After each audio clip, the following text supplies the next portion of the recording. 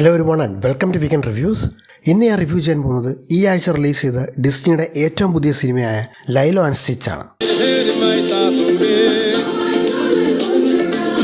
ഡിസ്നിയുടെ എക്കാലത്തെയും ഒരു classic animation cinema എന്ന് വിശേഷിപ്പിക്കാവുന്ന ഒരു സിനിമ കൂടെയാണ് ലൈലോ ആൻഡ് സ്റ്റിച്ച്. 2D ആനിമേഷൻ സിനിമകളിൽ നിന്ന് 3D ആനിമേഷൻ കാലഘട്ടത്തിലേക്ക് നീങ്ങുന്നതിന് മുൻപ് അവസാനമായിട്ട് ഇറങ്ങിയ സിനിമകൾ ഒന്നുകൂടെയായിരുന്നു അത്. സോ ഒരുപാട് ആൾക്കാർക്ക് ഈ സിനിമ കണ്ടു വളർന്നതിൻ്റെ ആ ഒരു നൊസ്റ്റാൾജിയ കൂടെ ഉണ്ട്. അതുപോലെ തന്നെ ഈ ലൈവ് ആക്ഷൻ സിനിമ പുതിയ ജനറേഷൻ ഓഫ് യങ്ങർ ഓഡിയൻസിനെ ഈ ലൈലോ ആൻഡ് സ്റ്റിച്ചിലേക്ക് ഇൻട്രൊഡ്യൂസ് ചെയ്യുക എന്ന ഉദ്ദേശവും കൂടെയുണ്ട്. ഹവായിൻ ഐലൻഡിൽ താമസിക്കുന്ന ലൈലോ എന്ന ഒരു കൊച്ചു പെൺകുട്ടിയുടെയും അവളുടെ ചേച്ചിയായ നാനിയുടെയും കഥയാണ് ഇവിടെ ഫോക്കസ് ചെയ്യുന്നത്. പാരന്റ്സ് മരിച്ചതിന് ശേഷം നാനി വളരെ കഷ്ടപ്പെട്ടാണ് ലൈലോന്റെ കാര്യങ്ങൾ നോക്കുന്നത്. ഇതേസമയം മറ്റൊരു ഗാലക്സിയിൽ നിന്ന് ഭൂമിയിൽ വന്ന് വീഴുന്ന സ്റ്റിച്ച് എന്ന ഏലിയനും ലൈലോയും തമ്മിൽ പരിചയപ്പെടുന്നു.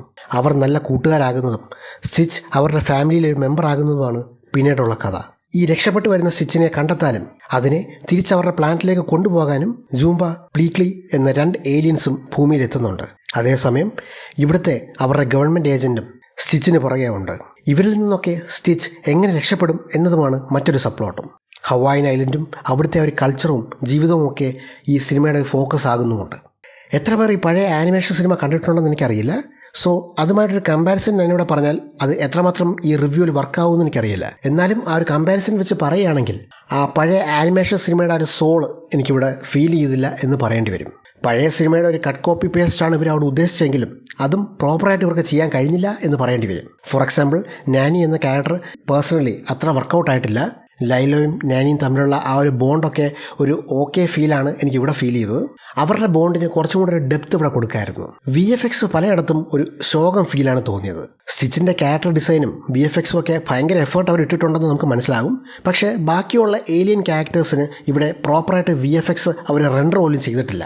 എസ്പെഷ്യലി ഇവർ മനുഷ്യരുമായിട്ട് ഇൻട്രാക്ട് ചെയ്യുന്ന സീക്വൻസിലൊക്കെ.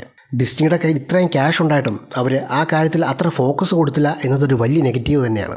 പഴയ ആനിമേഷൻ സിനിമയിൽ സ്റ്റിച്ചിനെ കണ്ടെത്താൻ വരുന്ന ജൂംബ, പ്ലീക്ലി എന്ന ക്യാരക്ടേഴ്സും ഏലിയൻസ് ആയിട്ട് തന്നെയാണ് ആ സിനിമയിൽ വരുന്നത്. പക്ഷേ ഇവിടെ സിനിമ മൊത്തം അവർ ഹ്യൂമൻസ് ആയിട്ട് വേഷം മാറിയാണ് വരുന്നത്. എനിക്ക് തോന്നുന്നു ഡിസ്നി VFXന്റെ ബഡ്ജറ്റ് കുറയ്ക്കാൻ വേണ്ടി അങ്ങനെ മനഃപൂർവ്വം ചെയ്തതാകാം. ആ ഒരു ഡിസിഷനും എനിക്ക് അത്ര നല്ലതായിട്ട് തോന്നിയില്ല. ജൂംബ എന്ന ക്യാരക്ടർ പഴയ സിനിമയിൽ വില്ലൻ പോലും അല്ല, നല്ലൊരു ക്യാരക്ടറാണ്. പക്ഷേ ഇവിടെ മെയിൻ വില്ലൻ ആക്കിയതും അത്ര എനിക്ക് വർക്കൗട്ട് ആയിട്ടില്ല. ഇനി പോസിറ്റീവ്സിലേക്ക് വന്നാൽ ലൈലോ ആയിട്ട് വരുന്ന ആ കൊച്ചുകുട്ടിയുടെ ആക്ടിങ് നല്ലതായിരുന്നു. പലപ്പോഴും ഡയലോഗ്സ് പറയുന്നതിൽ ആ ഒരു ഫ്ലോ ഇല്ലായിരുന്നുവെങ്കിലും 5-6 വയസ്സേ ഉള്ളൂ ആ കുട്ടിക്ക്. അതുകൊണ്ട് തന്നെ ആ കുട്ടിയുടെ ആക്ടിങ്ങിനെ കുറിച്ച് ഒരുപാട് നമ്മൾ ക്രിട്ടിസൈസ് ചെയ്യുന്നതും ശരിയല്ല. എന്നിരുന്നാലും അത്യാവശ്യം നല്ല പെർഫോമൻസ് ആയിരുന്നു. ആ കുട്ടി നല്ല എഫേർട്ട് ഇട്ടിട്ടുണ്ട്.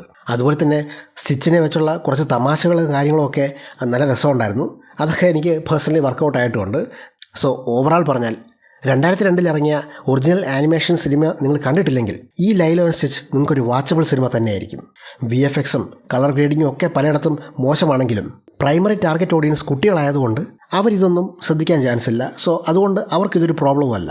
അതുകൊണ്ട് തന്നെ അവർക്ക് നന്നായിട്ട് ഈ സിനിമ ഇഷ്ടപ്പെടാനും ചാൻസ് ഉണ്ട്. അതുതന്നെയാണല്ലോ ഗോളും. മാത്രമല്ല ഈ സിനിമ ഇറങ്ങി ഒരാഴ്ച കൊണ്ട് തന്നെ ബഡ്ജറ്റിൻ്റെ ഇരട്ടി കളക്ഷൻ കിട്ടിക്കഴിഞ്ഞു.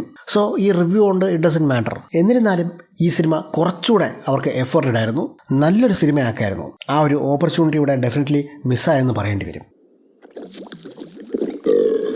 സോ ഇതാണ് എൻ്റെ റിവ്യൂ ഓഫ് ലൈലോ ആൻഡ് സ്റ്റിച്ച്. നിങ്ങൾ ഈ സിനിമ കണ്ടെങ്കിൽ എന്താണ് നിങ്ങളുടെ അഭിപ്രായം എന്നുള്ളത് കമൻസിൽ അറിയിക്കുക. അതുപോലെ തന്നെ എൻ്റെ ചാനൽ നിങ്ങൾ ആദ്യമായിട്ടാണ് വരുന്നതെങ്കിൽ ദയവായി like and subscribe to weekend reviews. അടുത്ത തവണ പുതിയൊരു വീഡിയോ ആയിട്ട് വരാം.